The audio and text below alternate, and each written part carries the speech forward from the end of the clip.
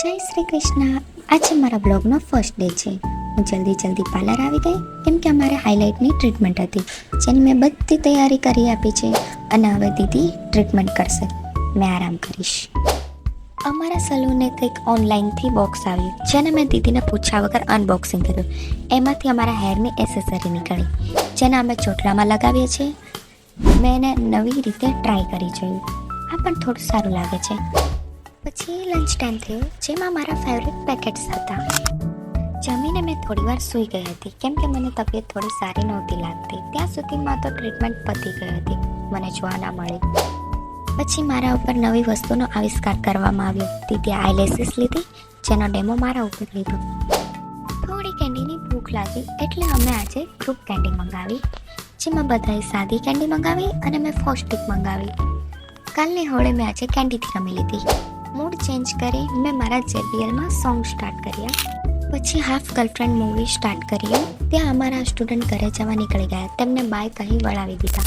થોડી વારમાં અમે બંને બહેનો પણ નીકળી ગયા અમારા ફ્રેન્ડ દીપિકા દી એનિવર્સરી પાર્ટીમાં, જેમાં અમે પહોંચી ગયા. પિઝા પણ પહોંચી ગયા, પણ દીપિકા દી હજી ના આવ્યા. પછી પિઝા પણ ઠંડા પડી ગયા હતા એટલે અમે બંને ખાવાનું સ્ટાર્ટ કરી દીધું. ત્યાં તો ગાડી ઉપાડવાનું ક્રેન આવ્યું. મારા દીદીએ સુપરમેનની જેમ ગાડી બચાવી લીધી અને દીપિકા દી પણ આવી ગયા. થોડું હાય હેલો કરી ઓર્ડર કર્યો અમે. અમારું પિઝા અને ગાર્લિક બ્રેડ આવી ગયું. આ ભૂખડે છેલ્લે સુધી ચાલુ રાખ્યું. અમારું ફર્સ્ટ બિલ પે કરીને અમે ત્યાંથી નીકળી ગયા. અરે આ સેલ્ફી લવરની સેલ્ફી તો હજી ચાલે છે. ત્યાંથી અમે નીકળી ગયા. હું ઇન્ડિયાના સુપર રાઇડરની પાછળ બેઠી છું. થોડા સા ડર તો હે પણ ચલેગા. અમે અમારા સલૂન પર રિટર્ન આવી ગયા. ત્યાં નીચે સોડાની દુકાને ઊભા રહ્યા. મસ્ત લીંબુ સોડા બનાવીને પીધી. દીદીએ થોડી વસ્તુ શોધી અને અમારે તો આરામ કરવાનો.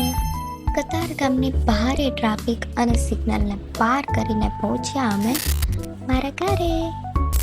કેટલા ટાઈમ પછી મારા દીદી અમારા ઘરે આવ્યા. મારો ભાઈ મારા માટે બ્લૂટૂથ લાવ્યો, એ પણ ચાર. વેઇટ મારું તો એક જ છે. પછી અમે બધા નીકળી ગયા બહાર ફરવા. અમે લોકો આવ્યા ગોલો ખાવા. ત્યાં અલગ અલગ વેરાયટીની આઈસ ડીશ હતી. અમે પાઇનેપલ અને કાલા ખટ્ટા ટ્રાય કર્યું. બધાએ આઈસ ડીશની મજા માણી. ત્યાં પપ્પા આઈસ ડીશ રિફિલ કરાવીને પાછા લેતા આવ્યા. આજે આઈસ ડીશવાળાનો ફર્સ્ટ ડે જ હતો, પણ તેમની આઈસ ડીશ ખૂબ જ મસ્ત હતી. પછી મેં દીદી સાથે ઝઘડો કરી જગ્યા ચેન્જ કરી લીધી અને મમ્મી પપ્પાની સાથે બેસી ગઈ. અમે ભયાનક અને ખતરનાક રસ્તો પસાર કરી બ્રિજ તરફ વળ્યા. અમે વેડવરિયા બ્રિજ પર પહોંચી ગયા અને થોડી વાર બેઠા. બધાનો ઇન્ટરવ્યૂ લઈ ચર્ચા વિચારણા શરૂ કરી. ત્યાંથી અમે ઘરે જવા નીકળી ગયા. ડ્રાઈવરમાં થોડી ખામી આવતા અમે ડ્રાઈવર ચેન્જ કરી લીધો. થોડો હજી એક રાઉન્ડ મારીને અમે પછી ઘરે ગયા. અડધી રાતે મારા એક નખે મારો સાથ છોડી દીધો.